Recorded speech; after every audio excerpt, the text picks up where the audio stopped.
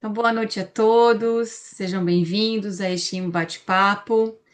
O tema de hoje é NR01 e a saúde mental, né? Que diálogos que precisamos desenvolver sobre este assunto, sobre esse tema.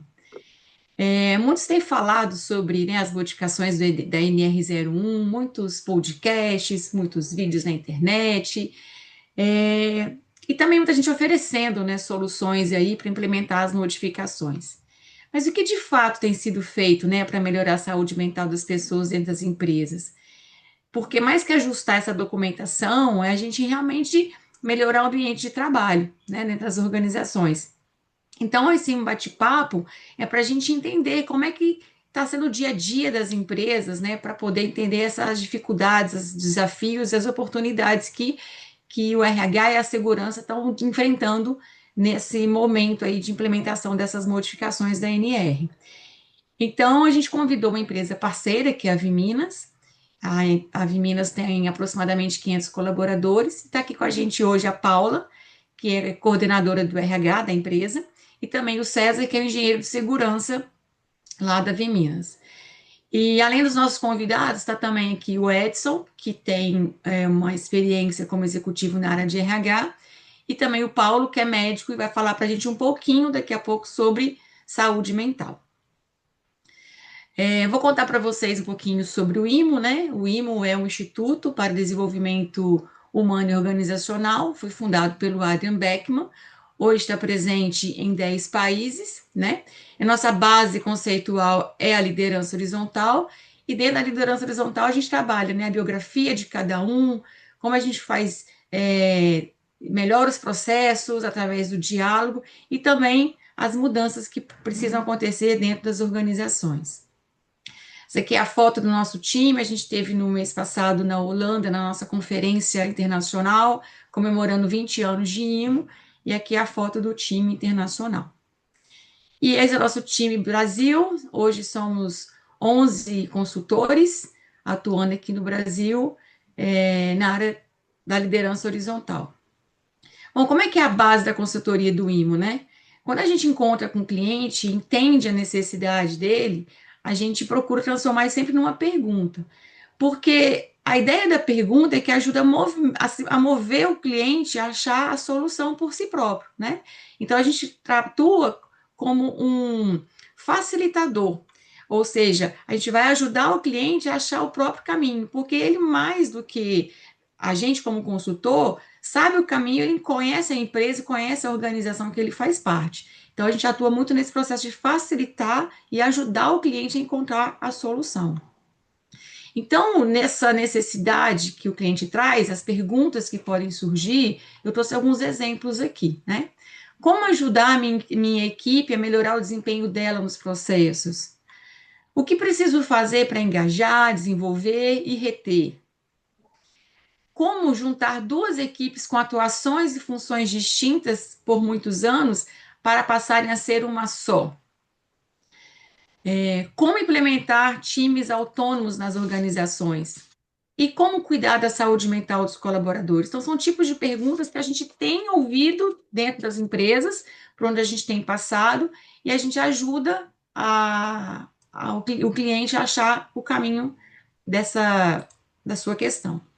Então, o Embate-Papo, ele é uma amostra, né, desses elementos da consultoria que a gente atua, e é um momento para a gente dialogar sobre um tema, especificamente hoje é sobre NR01 e saúde mental, e é sempre um espaço para a gente compartilhar, dialogar, desenvolver e inspirar. Bom, para inspirar, eu trouxe aqui um poema do Fernando Pessoa, e eu vou ler para vocês, para a gente já começar assim bem energizados, né?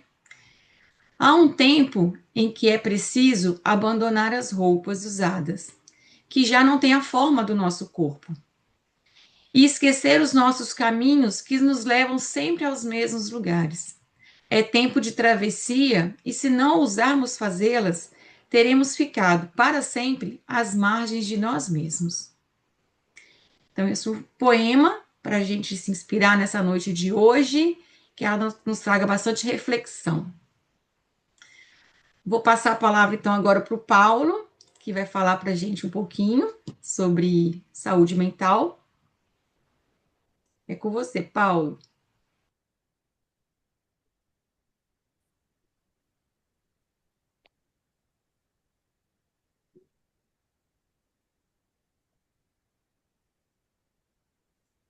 Bom, então vamos entrar nesse terreno da saúde mental, que tem a ver com a obrigatoriedade da normativa.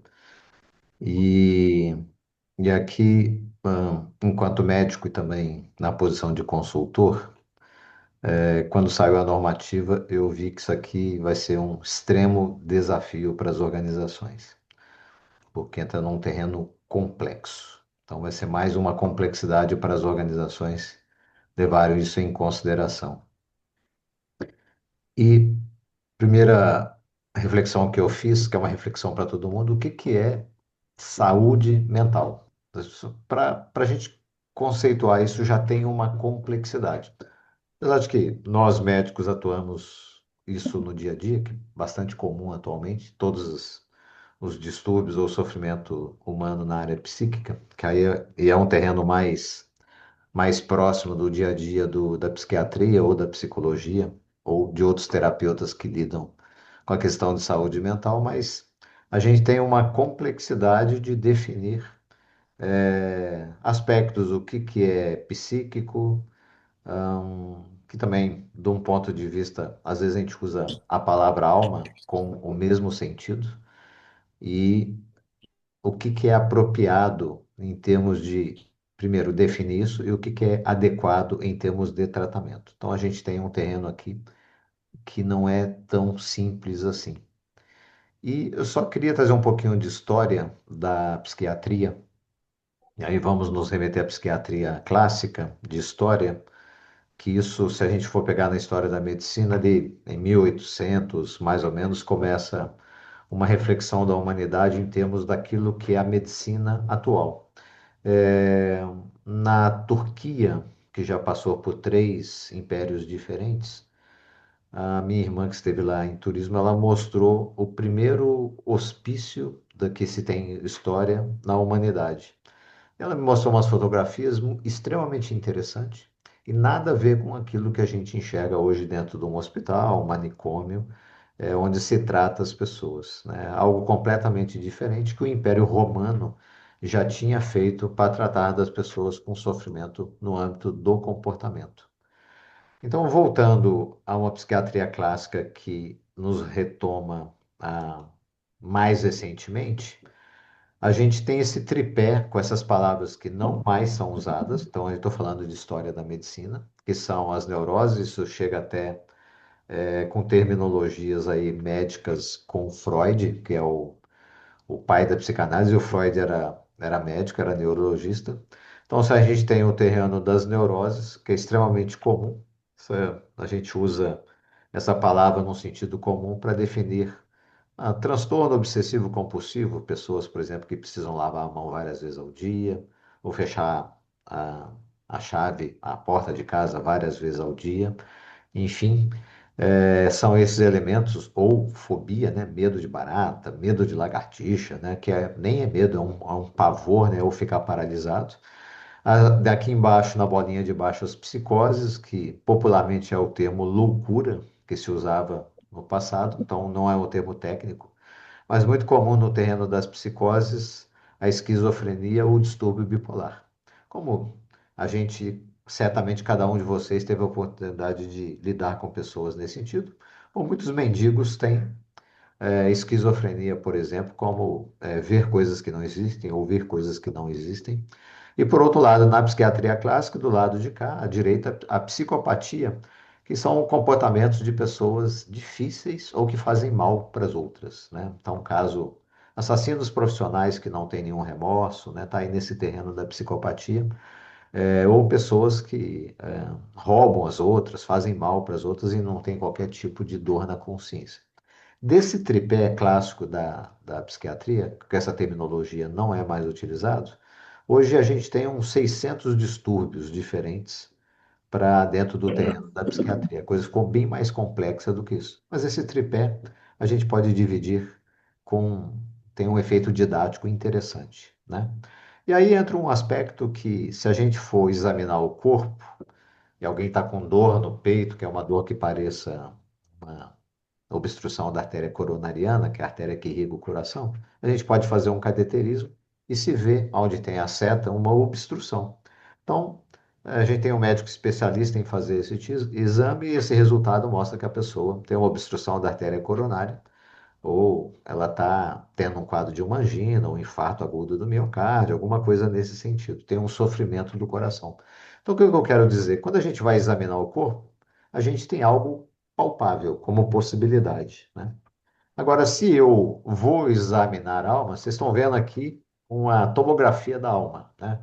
Imagino que a Paula não esteja vendo absolutamente nada, vocês não estão vendo absolutamente nada. Por quê?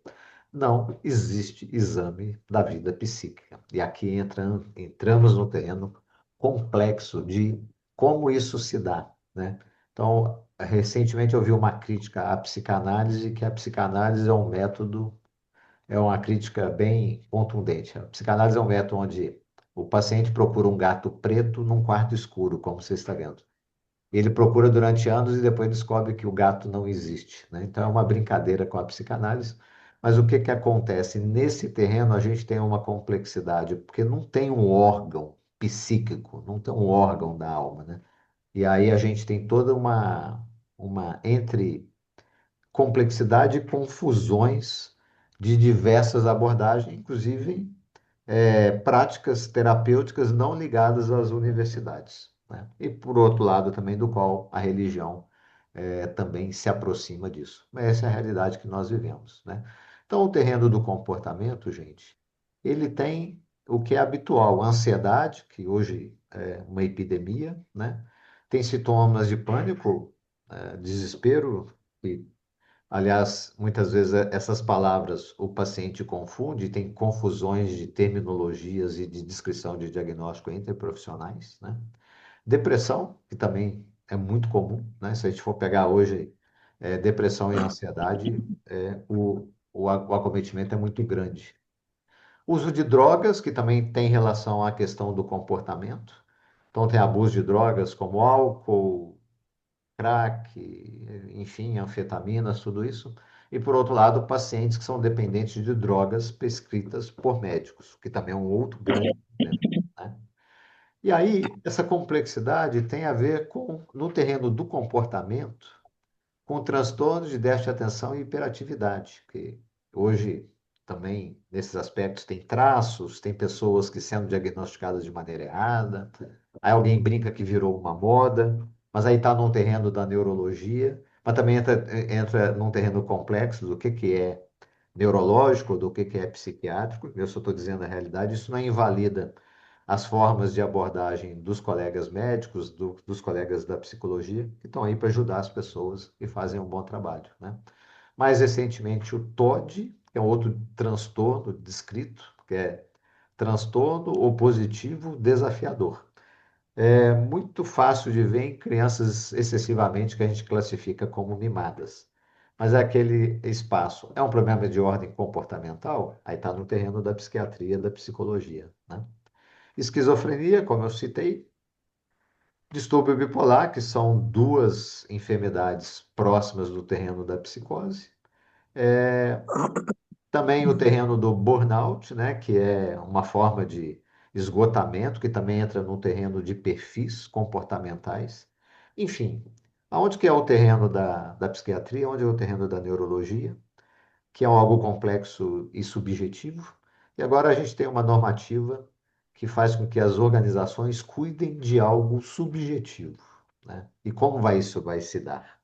É uma grande interrogação, né? Então, tem várias doenças, vários distúrbios entre neurologia, psiquiatria, abuso de substâncias químicas, né?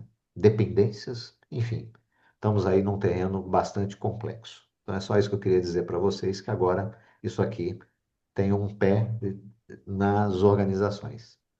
E aí, nessa questão da organização, conversando com os colegas que fazem a medicina de trabalho, quando a gente tem uma questão de doença, alguém está com sofrimento no terreno do comportamento, e se alguém está com depressão, por exemplo, a depressão ela ocorre no trabalho, então a pessoa tem depressão, ela entra na organização, não tem nada a ver com o trabalho, ou a depressão, a ansiedade dela é do trabalho. Então essa subjetividade está na medicina do trabalho e agora vai se expandir com a questão da normativa. Então, várias interrogações que a gente tem, né? Então, agora eu vou interromper a minha fala aqui para passar para a Kirlene e para o Edson. Ok. Bom, obrigado, Paulo.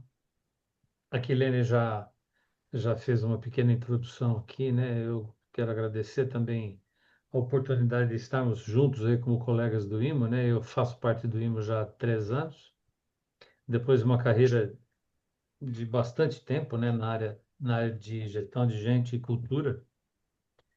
E atualmente a gente trabalha dentro no IMO, como consultor independente, a gente trabalha com os processos de desenvolvimento da liderança horizontal, ou seja, a gente respeita a verticalidade, coisas como a NR1 é uma clara verticalidade que vem por uma imposição, por uma questão legal, mas a gente sempre procura entender como isso pode ser desenvolvido de uma maneira horizontal, através dos diálogos, pensando em que processos podem ser estabelecidos para que a gente tenha isso transformado não simplesmente numa diretriz, mas numa questão que envolve as pessoas, que traga realmente, de fato, uma preocupação com as pessoas.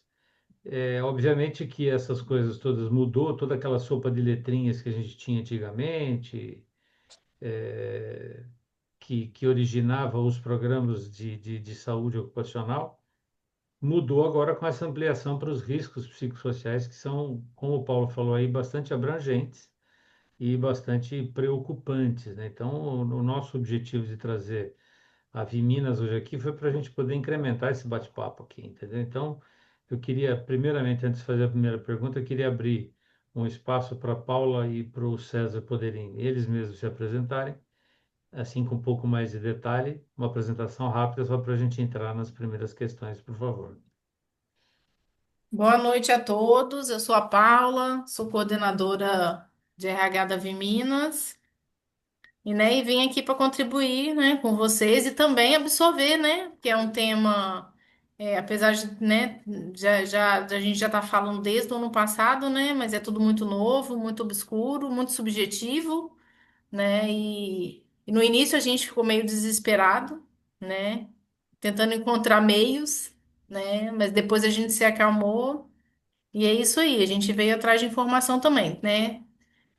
Troca atrás de troca e de obter mais informações também. Obrigado, Paula. César, Boa noite, pessoal. Sou César, sou engenheiro de segurança da Viminas e a gente está aí nessa luta, né, para entender essa nova normativa, né, que é muito difícil, como o Paulo bem colocou aí, né, é difícil a gente saber se é do trabalho ou no trabalho, né, o nexo causal aí é muito complexo, né. Então, como também a Paula falou, estamos aí para poder ver, né, fazer um bate-papo aqui e passar o que nós estamos fazendo e ver o que vocês estão fazendo, cada um de vocês aí, né, para a gente sair daqui, todo mundo sair daqui mais enriquecido um pouco, né? Obrigado. obrigado a ambos. E a primeira questão também é uma questão de cunho basicamente individual, embora eu sei que vocês trabalham com bastante sintonia, mas eu queria entender um pouquinho quais, assim, inicialmente a gente sabe que isso foi implantado agora em maio, né? Assim, a data era maio, mas tem até maio do ano que vem para gente se adaptar. Mas, de qualquer maneira, como essas coisas vêm de uma maneira muito vertical mesmo, a gente não sabe até que ponto ou em que medida essas coisas elas vão começar de fato a impactar o nosso trabalho. A gente pode ser cobrado amanhã ou depois por alguma coisa que a gente ainda não está nem entendendo muito bem. Então, a minha primeira pergunta para ambos é assim: quais os principais desafios que vocês identificam nessa gestão, sobretudo dos riscos psicossociais, previstos na NR1, que é a grande diferença do que se tinha até então? Até então a gente falava em risco físico, em uma série de questões que eram relacionadas às questões relacionadas a como as pessoas executam o trabalho. Agora não, agora a gente amplia isso passando a dar esse entendimento todo para a questão psicossocial. Quais são os desafios que vocês enfrentam e começam a ter já com isso a partir dessa publicação da norma aí? Então, Edson, na verdade a gente precisa, o nosso maior desafio na Viminas é a mudança de cultura, né? Hum, É, fazer as pessoas, a liderança entender, né? Porque eu vou colocar antigamente, mas nem era tão antigamente assim, né? Essas questões eram tratadas como mimimi, frescura, né? E aí eu costumo dizer que mimimi virou lei, né? Então, a gente tem trabalhado essa questão da mudança de cultura, de mentalidade, né, na liderança e na autogestão também, né, com a vinda dessa introdução do risco na norma. legal. César? Bom, eu, assim, muito particularmente, eu vejo isso como uma oportunidade, tá? Uma oportunidade para a gente nivelar um estágio de evolução que nós estamos, né? Que a humanidade está, né? A humanidade vem evoluindo nessa relação de subordinado e chefe, né? Vamos dizer assim, né? E nós estamos caminhando para isso, mas como um fica para trás, o outro vai mais para frente, então isso vem, de certa forma, dar uma nivelada nisso. Isso é uma opinião assim, muito, muito particular da gente. Agora, é importante a gente ver oportunidades nos, nas diversas filosofias que existem aí no mercado. Por exemplo, o Lean Manufacturing, né, que é uma filosofia que está sendo implantada lá na Minas, né, a gente já vê dentro dela a oportunidade de ganhar, né, o pessoal mais comprometido, né? A própria filosofia já tem que acontecer isso, né? E dentro desse comprometimento vem a parte psicossocial, vem a parte de segurança, propriamente dita, de acidentes, ergonomia e tudo mais, né? Eu vejo realmente como uma oportunidade, tá? Para a gente desenvolver esse trabalho, né, dos agentes psicossociais com essas metodologias que estão chegando aí, né? Muito bom. Obrigado. A gente no IUF, como eu já falei, a gente faz uma distinção bastante grande, embora considere as duas vertentes muito importantes para a gestão de qualquer empresa, né? Que é a vertente, a verticalidade, que é basicamente o comando e controle, que é o que a gente conhece em termos de administração, né? Para quem conhece bastante a história da administração. E a horizontalidade, que é onde a gente trata, a gente dá muita atenção para o que o cliente precisa, e o cliente pode ser um cliente tanto interno quanto o cliente final. E a gente entende que a partir desses diálogos que acontecem nessa horizontalidade é que a gente faz as coisas se transformarem, porque as pessoas criam núcleos de trabalho que têm esse poder transformador dentro da empresa, né? E nas conversas todas que nós tivemos, a gente percebeu que vocês estão trabalhando muito, muito. A Paula até já citou a questão dos gestores e líderes aí, né? Então, a minha segunda pergunta, vai bem endereçada nesse sentido aí. Quais são as estratégias que vocês, juntos, o que que vocês estão considerando envolver tanto colaborador quanto gestores e líderes para que haja vamos dizer, esse amálgama de interesses assim entre empresa, entre pessoas, entre a gestão, a liderança, enfim, para isso poder ser administrado de uma maneira, dessa maneira que o César colocou, com uma atenção a uma questão presente e como até um ponto de desenvolvimento para as empresas de hoje, né, de hoje em dia.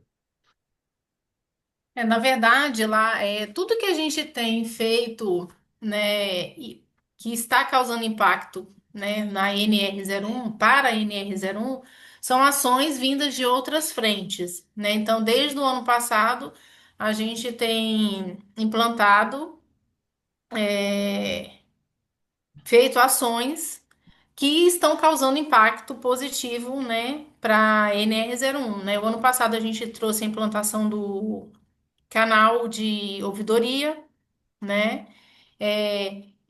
Por conta desse novo modelo de RH, né, que a gente fez, porque a gente mudou o RH, a equipe do RH em junho do ano passado, a gente tem aproximado mais o RH do chão de fábrica e muito mais da segurança, né? Então hoje a gente tem reuniões, como a gente já tinha reuniões de segurança, hoje é reunião de segurança e RH.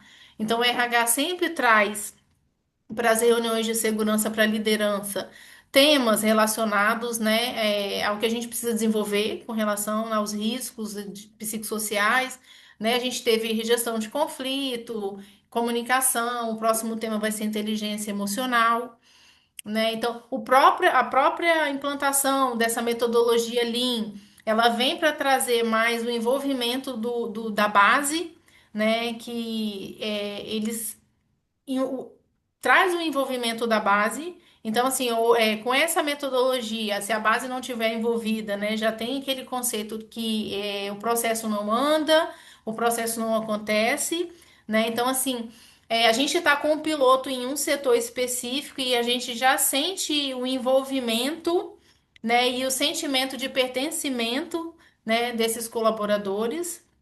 Então, assim, e tudo por conta de ações, né, isoladas, né? A gente está desenvolvendo um trabalho com a liderança, eles tiveram um treinamento de feedback, inclusive com a Kirlene, né? E a gente aplicou também já um piloto de feedback, né? E foi muito importante, né? Porque a gente sempre fala muito que precisa ter conexão, né? Eu já aplico muito essa questão da liderança horizontal no RH em si, na minha gestão, né? E eu sempre falo, compartilho com os demais líderes, né? O quão importante é, qual impacto isso causa, né? Inclusive, isso ficou muito evidenciado na pesquisa de liderança que a gente fez recentemente, né? Então, a gente tem feito esse tipo de trabalho, né? E está fazendo ainda mais, né? Porque são ações isoladas que estão sendo feitas gradativamente, né? Então a intenção é melhorar ainda mais e ir trabalhando para quando chegar a hora, né, da verdade, né? O ano que vem a gente já está adequado, a cultura trabalhada, né? A base consolidada, né? E é isso. Muito bom. Antes de eu passar a palavra para o César, eu queria fazer um comentário baseado numa questão que você trouxe, que é muito importante, né? Dentro do IMO, a gente considera que a liderança, existem os 4 Ls, como a gente chama, né? Que, ou seja, dentro do modelo Toyota, a gente tem o Lean, que você citou, que são as Uhum, empresas que buscam ser enxutas, as empresas vivas, que é o uhum, Living, as empresas longevas, que se perpetuam no tempo, uhum. e as empresas que aprendem, que é o Learning, né? Então, o nosso quarto L vem exatamente da liderança horizontal, ou seja, a gente entende que a liderança horizontal é que tem a capacidade de amalgamar, de trazer realmente essa cola entre todas essas teorias que são oriundas do sistema Toyota, né? Na verdade, os grandes conceitos, a gente entende que esse é o grande fechamento, a grande cola aí para essas questões, né? Mas muito legal aí. Agora eu queria passar a palavra para o César também fazer assim, como é que vocês estão já trazendo, César, trabalhando juntos aí, trazendo líderes, gestores, todo mundo para essa mesma discussão, colaboradores, enfim, como é que funciona? Nós estamos em vias de implantação de um programa de segurança e a gente está chamando, em princípio, de Segurança Ativa Viminas, tá? É Tá. um programa que tem alguns pilares que a gente vai desenvolver. Esses pilares, obrigatoriamente, eles vão provocar o pertencimento que a Paula falou, né? E provocar uma participação, um envolvimento bem maior da liderança para que funcione a coisa, né? De maneira que aquela ideia do técnico de segurança como um fiscal, né? Que na hora que chega na área todo mundo põe o abafador, põe o capacete, põe o óculos, né? Aquela correria, né? Essa ideia a ideia é tirar isso, essa visão do técnico de segurança. O técnico de segurança, o engenheiro de segurança, que seja, né? O SESMIT, como um órgão técnico para assuntos de segurança. Essa é a nossa visão dentro desse programa. E, evidentemente, esse programa vai trazer as pessoas para um sentimento de que existe uma atenção da empresa para com eles. Esse é o primeiro ponto que eu vejo para o desenvolvimento de um trabalho nessa parte de psicossocial, né, de agente psicossocial. É você fazer as pessoas acreditarem que a empresa tem interesse no bem-estar deles, né? Aí. Ótimo. Muito bom. Muito obrigado. Kirlene, Vocês, a Paula comentou sobre, né, quando ficou sabendo da NR do desespero, né? Como assim tanta subjetividade, né? E como você identifica, né, o que que é ansiedade, o que que é pânico, como é que a gente identifica isso é no trabalho, do trabalho? Então, eu queria perguntar para vocês, assim, como é que tem sido a rotina de vocês, assim, o dia a dia no departamento, e ficar pensando, como é que eu crio um plano, como é que começa esse plano, sabe? Como é que tem sido a rotina de vocês desde que a normativa entrou, né, a modificação foi apresentada e veio vertical, e, enfim, como é que tem sido esse dia a dia de vocês, assim, como é que tem impactado no departamento, nas pessoas que trabalham com vocês, assim, se eu pensar nas ações, pensar nesse como construir realmente um ambiente de trabalho melhor, né? Então, Kirlene, na verdade, o desespero só foi o ano passado, né? Tanto que aí eu fui na diretoria, o primeiro curso que a gente achou, a gente contratou e colocou a equipe para fazer, né? Tamanha foi a preocupação, né? Mas aí depois de passar daquele susto inicial, a gente acalmou, né? Então, assim, hoje a gente não existe correria, né? A gente está com o SESI acompanhando a gente, já propôs a aplicação do questionário, né, para identificação, né, dos possíveis riscos das áreas, né? A nossa diretoria pediu para segurar um pouquinho, né, enquanto os trabalhos são feitos, mas não tem correria. A gente fez um cronograma para a gente trabalhar esse assunto esse ano, né, com os colaboradores e com a liderança de modo geral, né? Então a gente tem esse trabalho aí da reunião de segurança com a liderança. Nós temos paradões de segurança de 2 em 2 meses, né? Que o SESMIT faz com temas relacionados à saúde mental. Né? A nossa CIPAT vai ser, o tema dela é saúde mental, então a gente vai trazer muitos temas relacionados a isso, né? Então, assim, a gente tem trabalhado e devagar, né? Sem correria, com calma, sem desespero, né? Mas, assim, a gente quer estar pronto quando maio chegar, né? Com aquela cultura bem trabalhada, né? A implantação do Lean tá vindo aí para ajudar, né? A gente desenvolver melhor a liderança, né, trazer mais propostas de desenvolvimento, né? Então a gente fez recentemente, a gente aplicou teste comportamental na liderança, né? Então a gente vai estar fazendo uma apresentação de proposta de plano de desenvolvimento individual e coletivo também, né? Mas assim, não existe desespero. Tá? A gente está fazendo um acompanhamento, né, com a médica, a gente contratou uma psicóloga para fins de recrutamento e seleção, mas que dá um apoio muito grande, né, nessa temática também. Então, assim, o trabalho não tá desesperador, não tá corrido, né? A gente está fazendo as coisas com calma, uma construção serena, tá? Mas assim, com todo mundo envolvido, né? A gente é uma área muito unida, né? O SESMIT está muito unido ao RH, né? Então a gente trabalha em conjunto e anda lado a lado mesmo, assim. Então todas as ações que precisam ser feitas sempre em conjunto, SESMIT com RH. E você, César, como é que tá a sua rotina lá com a segurança? A rotina tá assim, a gente tem feito bastante coisas, né, nesse sentido, para, como eu disse, né, para a implantação desse programa, né, já está preparando o terreno para a implantação do programa, participando aí das reuniões de produção, falando de segurança nas reuniões de produção, né, e, e é isso, a gente vê essa oportunidade de crescimento e essa união do RH com o SESMIT é fundamental nesse momento, né? Como a Paula falou, sem pressa, né? As implantações dos programas que são, vamos dizer assim, que estão no entorno da NR1, né? Que vão acabar convergindo para ela, é muito importante e a gente tem que tomar muito cuidado para não atropelar nada, né? Então, é importante que seja aí um passo a passo, né? E sem pressa para que funcione bem, para que dê certo. Na verdade, o intuito é a gente criar uma base bem consolidada, né? E assim, nós estamos com ótimas ações, né, César? Uhum. Né? E assim, como são muitas também, né? É mais um motivo para a gente não fazer nada acelerado, né? Senão acaba que uma ação atropela a outra, né? Mas assim, hoje eu enxergo, acredito que o César pode dar a opinião dele, que nós estamos num bom caminho. Nós Sim, eu estamos concordo. caminhando bem. Também acho.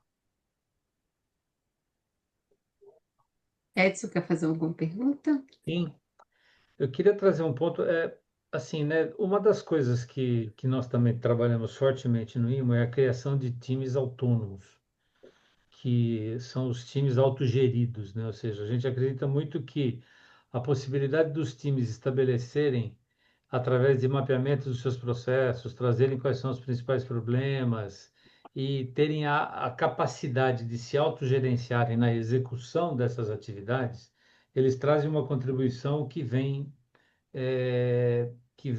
assim muito reforçar muito essa questão da liderança horizontal, né? E um dos temas que a gente sempre traz, que é uma das questões muito importantes dentro do nosso trabalho, é que assim a gente só consegue gerenciar aquilo que a gente consegue medir.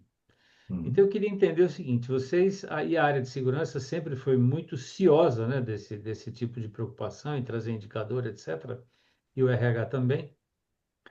O que vocês já conseguiram definir alguma métrica que vocês querem perseguir, alguma coisa para ter isso como indicador dentro do que vocês estão imaginando aí como gestão aí do PGR agora, né? Agora PGR, dentro dessa área dos riscos e das questões psicossociais? César? Bom, um dos pilares do programa de segurança, que eu estou falando demais dele, né? Mas é o que há, né? Um dos pilares dele é exatamente indicadores, né? E esses indicadores, eles vão ser definidos com o tempo, mas em tese, né? São indicadores que você vai ter, que a gente chama de indicadores de pré-contato, porque a gente considera o seguinte: se existe um acidente, a sequência é um contato, se, por exemplo, uma ponta que vai atingir minha mão. Se minha mão é resistente, não gera lesão. Se ela não é resistente, então gera lesão. Então, eu tenho que conter essa caneta para ela não chegar na minha mão. Seria um indicador de pré-contato, né? E tem os indicadores de pós-contato, que é os que a gente normalmente usa por aí. Porém, quais são esses indicadores? A gente vai definindo com o tempo. Então, nós temos previstas auditorias, inspeções de segurança. Nessas inspeções, a gente vai colocar lá itens que tem a ver com os agentes psicossociais, observação do comportamento das pessoas. A própria ocorrência de acidentes ou incidentes, né, que são motivadas por causa de problemas comportamentais, vão indicar para a gente alguma coisa, né? Então, nós temos um indicador, por exemplo, acidentes comportamentais, de origem comportamental. Como é que está o nível disso? Qual que é o número desses acidentes, né? Então, isso já vai dar para a gente um norte, né? De onde que a gente precisa agir, né? Que tipo de comportamento que as pessoas estão tendo e por que que elas estão tendo aquele comportamento. Se é alguma coisa do trabalho ou no trabalho, né? O cara às vezes está trazendo de casa para cá, né? Então, aí a gente vai investigando cada caso, a gente pode chegar numa solução, né? Sim. O César, é curioso como eu sempre disse, né, que a área de segurança, ela sempre foi, segurança e medicina do trabalho, ela sempre foi muito muito preocupada com questão de indicadores, né? E tem aquele clássico exemplo da pirâmide de Bird, né? Ou Sim, seja, para cada seis, eu não me lembro dos números exatamente aí, mas também não é o caso assim. Para cada 600 quase acidentes, você tem uma morte. Então, eu isso. imagino que, assim, talvez com o tempo, naturalmente, os especialistas da área, ligados à área de medicina também e de psicologia, eventualmente, vão criar alguma coisa para tentar ver o que pode causar um afastamento sério a partir de pequenos relatos, pequenos incidentes, né? Uhum, E sim. a área de segurança sempre trabalhou muito com isso e sempre trabalhou muito organizadamente dessa maneira. Então, eu imagino que talvez seja uma boa oportunidade. Agora, como fazer isso, realmente eu não faço a menor ideia, porque, primeiro, eu não sou especialista na área, né? E segundo, que Uhum. esse é um assunto totalmente novo, né? Não sei, É, aí é uma questão de tempo mesmo, né? é. Eu fico É, aqui imaginando, sabe, Alex, assim, que se você tem uma questão de ruído, você vai lá e mede, né? E você não Sim, consegue medir a ansiedade ou o TDAH, ou você não tem como exato, medir é. isso numa escala, né? Mas eu fiquei aqui imaginando essa subjetividade e pensando, né, que a Paula trouxe aí a contratação da psicóloga, que o diálogo é que vai levar a entender esses pequenos caminhos e construir esses indicadores, né? O diálogo com o líder, o diálogo com o psicólogo, que vai entendendo e mapeando isso, né? E aí eu fiquei me perguntando aqui, me bateu uma curiosidade que o César comentou isso, que assim, está sendo desenvolvido no trabalho, está trazendo de casa, e os novatos, na hora de contratar, né? Porque às vezes você pode colocar lá, para esse cargo eu tenho uma quantidade de requisitos, né? E como é que eu vou medir se ele já chega com ansiedade? Não, não existe, né? É difícil isso. Então, assim, vocês tem como, já pensaram nisso, assim, como é que vão fazer com os novatos, com as novas contratações, trazendo esses riscos psicossociais? Quer falar, César? pode falar, Paula. Aí, mas, Então, o SESMIT, ele trouxe uma proposta, acho que tem umas 2 semanas, né, da implantação do questionário no exame admissional, né? Então, a gente até enviou o link para o jurídico dar uma validada e para a gente apresentar para a presidência, né? E aí, a intenção é implantar esse questionário, né, para a gente ter alguma evidência, né? Fazer filtros, né? Então, o intuito é colocar o questionário no exame admissional. Entendi. E aí, determinados riscos, por exemplo, quem é daltônico, às vezes não pode trabalhar com a parte elétrica por causa da cor do fio, né? Então, Uhum. determinado cargo não pode ter uma condição que já Isso, chega pré-estabelecido, porque exige um nível de atenção, ou, sei lá, nível de altura, então isso, já tem ali porque um. nós temos áreas lá que são mais puxadas, né? Que requer mais disponibilidade, você tem menos tempo de descanso, né? Uhum, Então, esse questionário vai ser importante para isso também, para esse tipo de tomada de decisão, né? Para onde a gente vai alocar esse candidato? entendi. E você comentou agora há pouco também sobre essa coisa de dar o treinamento, trazer empresas para preparar os líderes, para preparar todo mundo, né? Inclusive a diretoria. E Uhum. aí eu fiquei,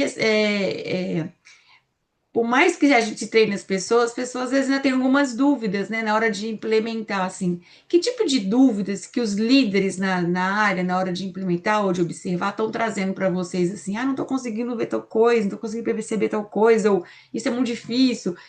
Que eles estão trazendo, assim, porque na hora de implementar vai para o líder, né? E aí ele vai na prática mesmo.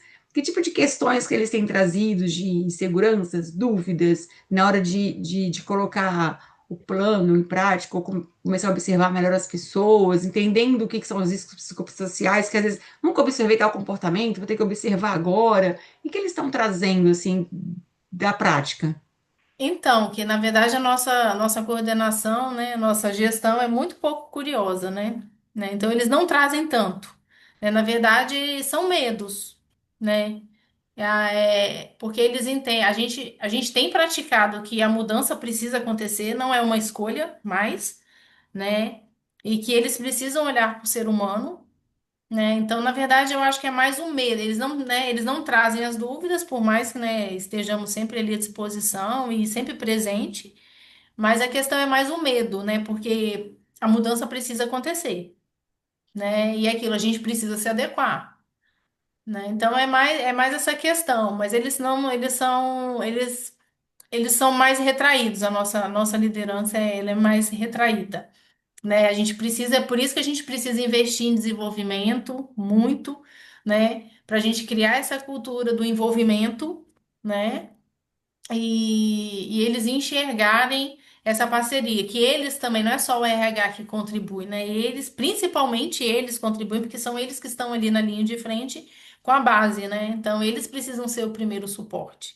E é por isso que a gente precisa criar esse desenvolvimento, né? Esse plano de desenvolvimento aí até forte, né? Para a gente extrair. Até mesmo essa curiosidade, essa importância, né, que eles tragam para nós, né? Eles saibam identificar também, né? Opa, aquele funcionário, ele não precisa ser um psicólogo, né? Mas só dele olhar, opa, aquele cara não tá bem, né? Aquela pessoa não tá bem. Vou pedir ajuda do RH, né? Para o RH entrar em ação, para a gente entrar junto, né? Então a gente precisa desenvolver essa parte mais humana deles, né? Pô, E o intuito é esse, né? Desenvolver isso aí que você está falando, né? essa maturidade, né? De identificar, de ter a sensibilidade de identificar, né, de ser tocado, né? E eu sempre falo muito com eles sobre essa questão da gente criar conexão, que fazer uma pergunta boba, como é que você tá hoje, né? E não ter medo da resposta, né? Nem sempre ele vai ter uma contra-resposta para dar, né? Mas a gente, como RH, tá aqui para ajudar. sim, muito Posso interessante fazer isso que você uma está trazendo. pergunta? Oi, Paulo, desculpa. Eu queria saber se eu podia fazer uma pergunta aqui. Claro, por favor, fica à vontade. Vocês citaram uma médica do trabalho e uma psicóloga. O que elas Uhum. falaram a respeito? O que veio delas, já que são duas pessoas da área de saúde que já estão na organização? Então, o Paulo, a médica, ela fica ali cerca de 7 horas, né, por semana. E ela fica muito, é uma médica que ela fica muito no atendimento muito ocupacional, né? Faz poucos clínicos, mas assim, a gente está compartilhando com ela e o que que a gente compartilha com ela e com a psicóloga? Na verdade, o que eu compartilho com a liderança, né? Que primeiro passe pela médica, então a médica até ela tenha consciência de que hoje ela é nosso primeiro suporte, né? Então ela vai fazer aquele filtro inicial e se ela julgar, né, necessário, ela como médica encaminhar para a nossa psicóloga, vai ser feito, porque a proposta da psicóloga, além do recrutamento e seleção, ela fazer atendimento psicológico uma vez por semana, né? Mas a nossa interação é essa, né? A médica, ela tem a consciência dessa acolhida que a gente precisa fazer, né? E até a nossa psicóloga, ela só faz o primeiro atendimento, depois a gente encaminha para o plano e faz o acompanhamento, né? Mas assim, é uma interação que acontece naturalmente, né? Então, assim, é aquilo, tá todo mundo envolvido, né, nas ações, né? A gente já precisou fazer esse tipo de ação, então aí a médica ela absorve o atendimento, ela compartilha conosco, né? E aí a gente encaminha para a psicóloga, e aí volta para o SESMIT, o SESMIT faz o agendamento de psicólogo via plano de saúde e a gente faz o acompanhamento semanal para garantir que a pessoa esteja indo, né, fazendo acompanhamento psicológico, né? Então, assim, essa interação tem acontecido, né, depois das propostas de ações que a gente fez, né? E é assim que a gente tem feito lá na Viminas. Obrigado. Muito bom. Então, eu ia justamente comentar que você citou logo no começo, né, Paula, que essa questão ela é uma questão de uma mudança cultural importante, né? Uhum. E a gente falar sobre sentimento, que no fundo quando a gente fala de questão da alma humana, isso tudo são coisas que afetam a alma humana, a gente está falando de sentimentos, a gente está falando de Uhum. reações, a gente está falando de uma série de questões, e é natural que a gente por, sei lá, centenas de anos aí já, onde a gente tem esse modelo focado muito na produção, etc, tal. O Uhum. ser humano, até eu me lembro muito bem, né, quando eu comecei a estudar administração, nos idos de 79, 80 praticamente, né? Era muito comum as empresas falarem assim, não, você deixa seus problemas fora do portão e aqui você entra para trabalhar, entendeu? E a gente sabe que o ser humano nunca foi assim e nunca vai ser assim. E as empresas agora elas estão, eu acredito que inclusive com a NR1, é aquilo que o César comentou, nessa modernização, o ponto de toque é realmente mudar a cultura, para que o líder ele esteja atento para o que está acontecendo com as pessoas que estão sob sua responsabilidade ou que fazem parte do círculo dele, mas a gente também tem que ter, é uma linha muito tênue, porque o próprio RH e a segurança tem que lidar com um assunto médico. E aí tem toda a ética que precisa ser envolvida com relação a isso. Então, isso afeta muito a cultura também da empresa nesse tocante, né? Então, como é que vocês já pensaram nisso? Já chegaram a discutir isso com a área médica, com a área de psicologia e tal? Como é que vocês vão lidar com essas coisas? Porque isso não são coisas que são faladas, né? Assim, por exemplo, assim, precisam ter um cuidado porque a gente está falando de ética médica, né? Também é uma outra questão muito importante, né? Na verdade, a gente já teve um caso até recente, Edson, de uma situação é, que foi identificado, né, um determinado colaborador procurou o SESMIT, né? E o SESMIT encaminhou para médico do trabalho, que encaminhou para psicóloga e que voltou para o SESMIT e voltou para o RH. Né? Nós acionamos a liderança, Tá? né, da pessoa, nós conversamos com a liderança, né, expusemos a situação, que inclusive era até grave, né?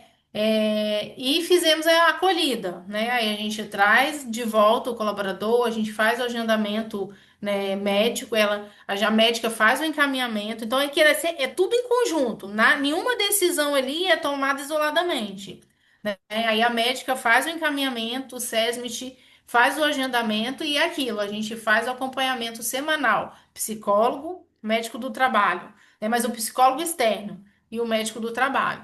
E para garantir que aquele tratamento esteja sendo feito. E sempre com dando conhecimento para o gestor, né? Porque ele precisa estar ciente, né, do que está acontecendo, né?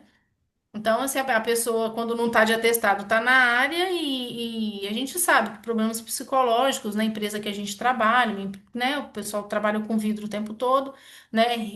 Grandes riscos de acidente. Então, o líder ele precisa estar avisado para estar mais atento.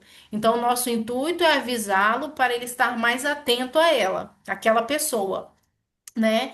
Um olhar mais voltado para o cuidado, né? Então, assim, deu certo com essa pessoa, então, assim, a gente pratica, né? Foi o primeiro caso em específico que nós tivemos, estamos tendo outro agora, então, assim, é sempre um trabalho muito em conjunto, sabe? Mas, assim, a gente não abre demais, então a gente só trata com o superior imediato, né? O superior imediato tem outros superiores, mas a gente deixa esse filtro, né, mais na superfície, para não abranger mais o assunto, né, para não espalhar, né, para garantir mais o sigilo, mais a confiança, né, que o colaborador deposita, né, no RH, no SESMIT. E é isso que a gente faz. A gente faz um trabalho em conjunto, sempre mantendo informado o gestor imediato das ações que a gente pratica, né? E a gente tem tratado dessa forma. E tem dado certo. A gente tem obtido resultados, né? Que a gente não mensura, mas que a gente consegue identificar que existe.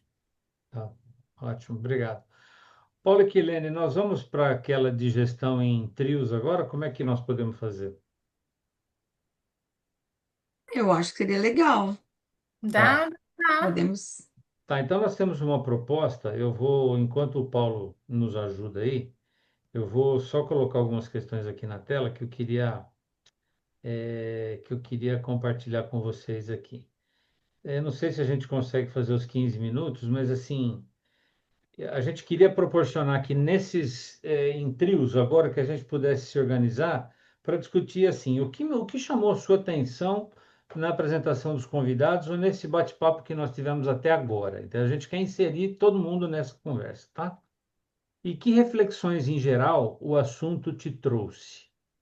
Como é que isso se relaciona com você? Como é que mudanças isso pode causar em você? Enfim, de uma maneira geral. Eu vou deixar isso compartilhado nas salas, nos primeiros 5 minutos pelo menos, e quando a gente volta, a gente faz uma plenária para ver o que nós aprendemos em grupo. Esse é o nosso jeito ímo de trabalhar. A gente sempre faz traz as perguntas, discutimos um pouco e depois a gente discute separadamente para poder ver o que vem dessa mistura gostosa que a gente tem nesses diálogos.